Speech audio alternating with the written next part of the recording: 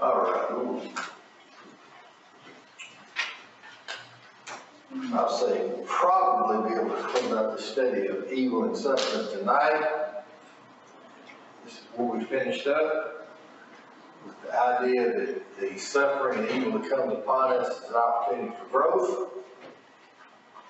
And a quotation from C.S. Lewis where he said, I suggest it's because God loved us. He gave us the gift of pain as God's megaphone to rouse a deaf world. You see, we're like blocks of stones, which sculptor forms or carves in the form of men. He blows the chisel, which hurts us as much, but it's that which makes us perfect. So, here is, as we close this out, here is the theodicy, which theos means God, dike means to justify. This is what we're proposing overall for here. The only intrinsic evil that must be accounted for is sin. There is no other intrinsic evil. Sin is a result of free choice. God gave man free choice so that he could choose to obey God or choose not to obey God. Man in his own free choice chose not to obey God. Free choice was a necessary component of the world God intended to create because God is love. Love requires not force, but choice. But God gave man freedom of choice to choose to love him. John 14:15, if you love me, keep my commandments, or to fail to keep his commandments. Suffering, additionally, here's our evil, but suffering is not evil in and of itself, but suffering additionally comes from two additional sources. The fact that we live in a world governed by physical laws. Look with me at Jeremiah chapter 33, verse 25. And Jeremiah has this to say. Jeremiah 33 and verse 25. Jeremiah says, thus saith the Lord, if my covenant be not with the day and night, and if I have not appointed the ordinances of heaven and earth, then I'll cast away the seed of Jacob. So he's making a point that he is going to be as faithful to his covenant that he made with God, with the seed of Jacob, that is with Israel, as he has been with the ordinances of heaven. The appointed ordinances of heaven. That is the laws of physics and nature. Now, the fact that we live in a world ravaged by free choice was the fault of Adam and Eve. In Romans chapter 8, if you'll flip over there, in verse 22, we've been through all these verses previously, but just to summarize, Romans 8:22, for we know the whole creation groaneth and travaileth in pain until now. The whole creation groans and travails in pain. Why? Because of the curse that came because of the sin of Adam and Eve in the garden. So, suffering comes from two additional choices, two additional sources. That is, some suffering comes as a result of the physical laws of the universe itself. For example, even if Adam and Eve did not sin, if you climb a tree and you fall out of a tree, gravity makes you what? Land, and that hurts. There's nothing that can be done about that. If we're going to live in a world that has gravity, then we're going to live in a world that's going to have pain. That's just the way that it is. Secondly, the choice to sin caused the curse to come on earth. As a result of that, thorns and thistles. So, if you go to pick a rose and you get a thorn in your finger, say, thank you, Adam, thank you, Eve. And all the resulting sin and curse that comes from the sin that they brought upon us, including all the work of woman, which is characterized as childbearing in Genesis, and all the work of man, which is characterized as the sweat of thy brow till in the garden in Genesis. The fact we live in that kind of world is a result of that that source. So there's our two sources of suffering. There's our source of sin, that is the only intrinsic evil. While suffering is not what we would choose, it is not evil intrinsically like sin is. Suffering actually teaches us many valuable lessons that we cannot learn any other way. For example, in Zechariah 13, which we looked at a couple of Sunday mornings ago, verse 9 says, I will bring the third part through the fire. I will refine them as silver is refined. I will refine them as gold is tried. Then they shall call on my name, and I will hear them, and I will say, it is my people. And they shall say, this is my God. When the children of Israel were brought through the suffering of Babylonian captivity and came out of it, that taught them a lesson. That taught them to rely on God and not Baal. You do not see the children of Israel turning back to idolatry after the Babylonian captivity as they did frequently before the Babylonian captivity. Suffering teaches many, many valuable lessons.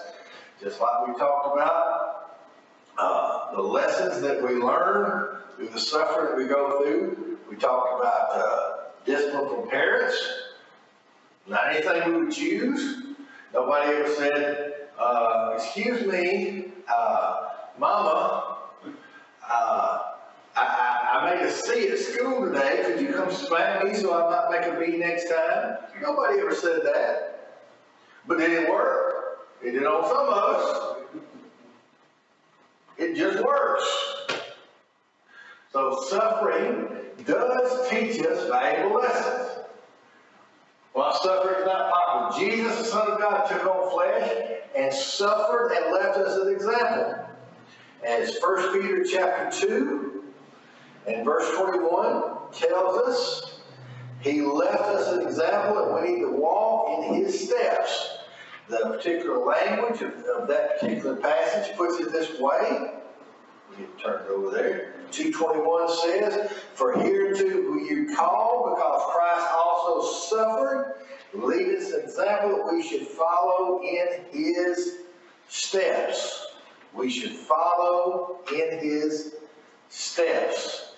And Matthew 16, verse 21, Jesus says, the text says of Jesus, from that time Jesus began to show the disciples that he must go to Jerusalem and suffer many things, the elders and chief priests and scribes, and be killed and be raised again the third day.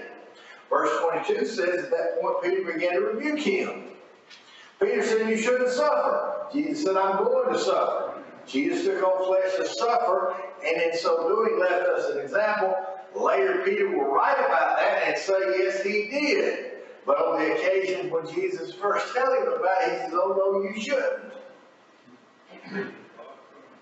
Secondly, or under that, suffering is not what we would choose. We need to realize that it is far outweighed by the glory that should follow. That is 2 Corinthians chapter 4 and verse 17. If you turn over there, this is something we need to have underlined in our mind. For our light affliction, which is but for a moment. Notice the affliction he calls light, and he calls it temporary, but for a moment. Worketh for us a far more exceeding and eternal what? Weight. Weight, W-E-I-G-H-T, so that's in contrast with the light. Weight of what? Glory, or what kind of weight? Eternal, that's in contrast with the light affliction that is temporary. So the suffering that we go through here on earth is temporary, but the reward that we will reap is what? Eternal. The suffering that we go here on earth is light, but the glory that we will reap on the other side is what? Heavy. Think about that. Everybody wants to win. If you're a college football player, you want to win on Saturday. If you're a pro football player, you want to win on Sunday. If you're a basketball player, you might want to win on Tuesday. But not everybody wants to practice on Monday. But unless you're willing to put the effort in on Monday, you cannot reap the benefit on Sunday. You cannot do it.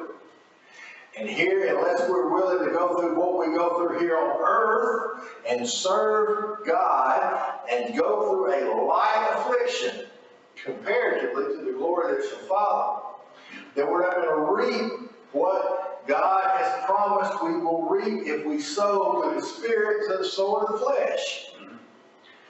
This is the odyssey I proposed. The only intrinsic evil that sin and suffering come from two additional sources: the physical laws of the world and the choice of Adam. And suffering may not be what we would choose, but suffering does good for us.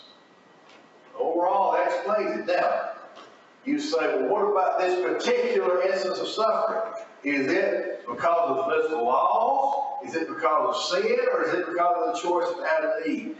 Just because I may not be able to fit that particular piece of suffering in one particular category doesn't mean it doesn't fit in one of those categories. And if it fits in one of those categories, then the problem has been answered.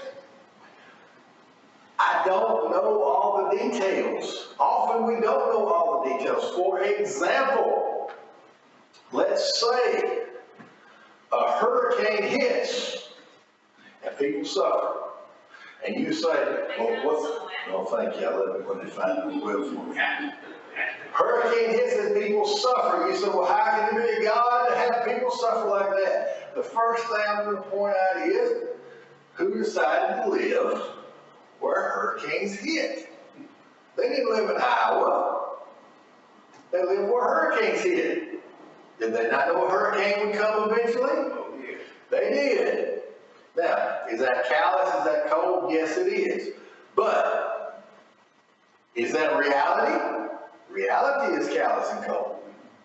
I live where hurricanes hit. And if a hurricane hits me, guess what? I'll still live where hurricanes hit. Reality won't change just because it hit me instead of hit somebody else. It doesn't change. But, let's say I find out later that that hurricane was caused by, let's just make up something, let's call it global warming caused it. If it did, how's that God's fault? Or, let's say that a series of levees and dams were built to protect me, and walls to protect me from that hurricane, and politicians stole the money and used it for other projects to build highways in West Virginia named for Mr. Bird. I'm just making it up. I'm sure there are no highways named for Senator Bird in West Virginia. Surely not. But let's just say that was done. Would that be the reason? How is that God's fault? Because politicians stole money. That's not God's fault. That's unfair. Free choice. Sin. All I can say is, without being omniscient, I can't tell you where every bit of suffering on earth fits into one of those holes. But I can tell you the suffering that we endure here on earth fits into one of those holes. Because it can't fit anywhere else. Alright. Pain is not evil. Richard Swinburne, in his book, The Providence and the Problem of Evil, said, if only the good things in the world were thrills and pleasures, and the only bad thing was pain, it'd be easy for God to make it a good world with nothing bad in it. And if there was any pain at all, if there were even just one slight toothache, it'd be conclusive evidence against the goodness of God. But there is more to the world than pain and pleasure. Sometimes that pain turns out again for the good. Without pain, sometimes there can be no gain. No pain, no gain. Okay, that gets us to the final point I want to make. That's the hardest version of the problem of evil to discuss. What's called the existential problem of evil. This is a version of the problem of evil that asks the question, why is my suffering at this time, at this place going on? The practical question. A person, a specific instance and circumstance of suffering. We've talked about the intellectual problem of evil, which is divided into the logical problem of evil and the probabilistic problem of evil. Now we face the existential, also called the emotional problem of evil, or the religious problem of evil, or the pastoral problem of evil, or the personal problem of evil. These are different names for the same thing. But it's concerned, because it's existential, it's just concerned with existence. I exist in the world, I undergo evil. Personally, or those loved ones close to me undergo evil. Often the existential problem turns from asking why God allows such an evil to what human beings can do who have been made in the image of God can make this evil more manageable to suffer. Alvin Plantinga, in his book, God, Freedom, and Evil, said the theist may find a religious problem in evil in the presence of his own sufferer or someone near him, and he may find it difficult to maintain what he takes to be the proper attitude towards God. Faced with great personal suffering or misfortune, he may be tempted to rebel against God, shake his fist in God's face, or even to give up belief in God altogether. This is a problem of a different dimension, such as a problem not for a philosophical enlightenment, but for pastoral care. In other words, what we've talked about so far doesn't answer this problem. It's good information to have in your head before you face this problem, but doesn't answer it, because this is personal. The first thing we're dealing with this problem we need to remember is that Jesus himself suffered. There's a parable that's told in the Middle Ages in East Anglia. East Anglia is in England, of course. They said that when a shepherd died, they would stuff the coffin with wool from his own sheep, so that on the day of judgment, Christ would see the wool and realize the man was a shepherd. When he saw the man was a shepherd, he would know the man was under a lot of pressure to take care of his sheep, and know that's why he didn't go to church enough. Now, whether that's going to help him on the day of eternity or not is beyond the scope of my position. But the point that they're making is the point of Hebrews 4:16. That Christ, who was a shepherd, suffered, and he was tempted, and as high priest, he knows what we are tempted with. He knows about suffering here on earth, right? So, whenever we suffer, we do not have a God that we serve that looks down and says, I wonder what that's like. Because we have the Son who personally suffered, and we have the Father who had to watch his Son suffer. So both positions are filled, whether you're suffering or whether you say, I wish I could take it on me because the one I love is suffering. Both positions are already filled in heaven.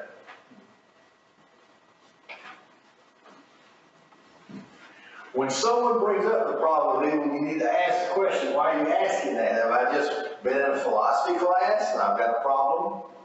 Or has my 12-year-old son passed away, or has my wife miscarried after we've been spent $10,000 at a Brown fertility clinic?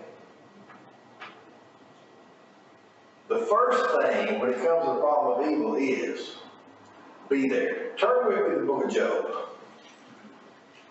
Job faced the existential problem of evil, because evil hit him. Job is not comforting somebody else. Job is confronting the suffering that faced him personally.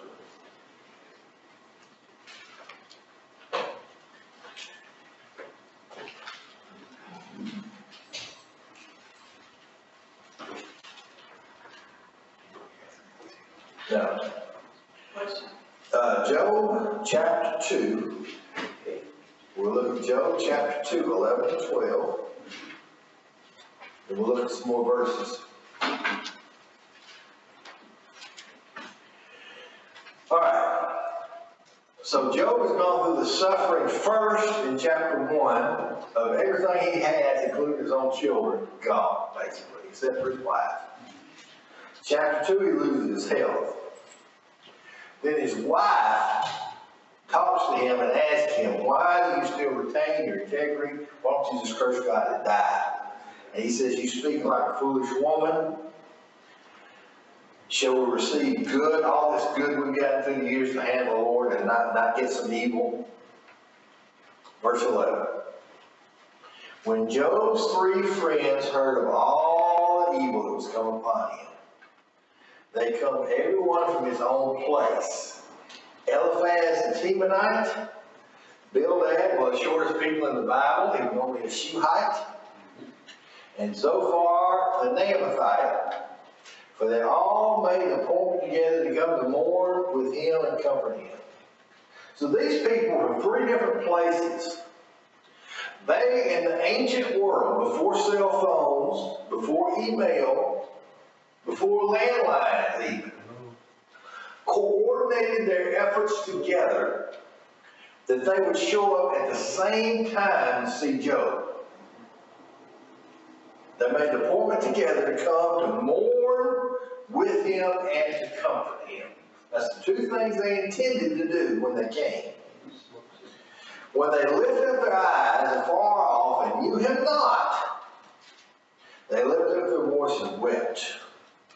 So they see Job from a distance, and they don't recognize it, but they know it has to be Job, so they start crying. And they rent everyone his mantle and sprinkled dust on their head toward heaven. They sat down upon the ground 7 days, 7 nights, spake not a word to him.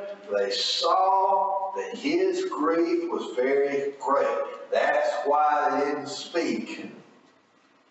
It's that word. 7 days, nobody said a word. Can you imagine sitting around 7 straight days, nobody said a word?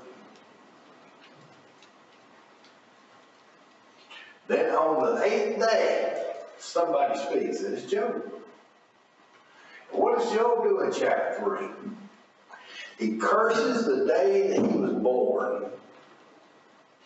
And that goes on for the whole chapter, 26 verses.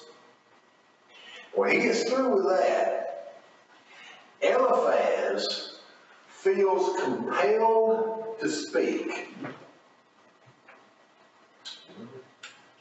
And Eliphaz, chapter 4, verse 1, the Temanite answered and said, if we attempt to commune with thee, wilt thou be grieved? But who can withhold himself from speaking? Well, you did for 7 days. Behold, thou hast instructed me, and thou hast strengthened the weak hands. Thy words have upholding him who is fallen. Thou hast strengthened the feeble knees. But now it is come upon thee, and thou faintest. It touches thee, and thou art troubled. Is it not thy fear, thy confidence, thy hope, thy brightness of ways? Remember, I pray thee, you ever perish being innocent, or the righteous ever cut off. So in other words, he's already attacked him. He starts off, and he says, Job, you've done good in the past. You've held up some people who were suffering. You've done what he's really saying is, you've done what I'm about to do to help you. Because you were there for them, but I won't be there for you just like you were there for them. So let me tell you, Joe, you ever seen anybody that anything bad happened to they didn't deserve? Well, the answer to that, of course, is what? Yes. We've seen bad things happen. That had nothing to do with anything they had done. John chapter 9, who sinned? This man or his parents? He was born blind. Jesus, good examples. So Job, of course, really appreciates the advice, doesn't he? Well, that's the way that starts going. But what I want to get out of that is, he explains that Job is wicked despite what Job 1:7 says. The Lord said to Satan, "Whence comest thou?" Satan answers, "Going to and forth in all the earth, walking up and down." And the Lord said, "Hast thou considered my servant Job? There's none like him in all the earth, a perfect, upright man, one that feareth God and escheweth evil." God said he was good, but Eliphaz said he was not good. Now who's right, God or Eliphaz? I'm going to go with God this time. What about y'all? But what we learn here is they were right until they opened their mouth. We need to weep with those that weep. Romans 12:15. Jesus did that with Lazarus in John 11:35. He wept with those that wept. That's the first thing. The best present that you can provide for someone suffering is your presence. When you open your mouth, sometimes you insert more than your feet. It may go all the way up to your knees.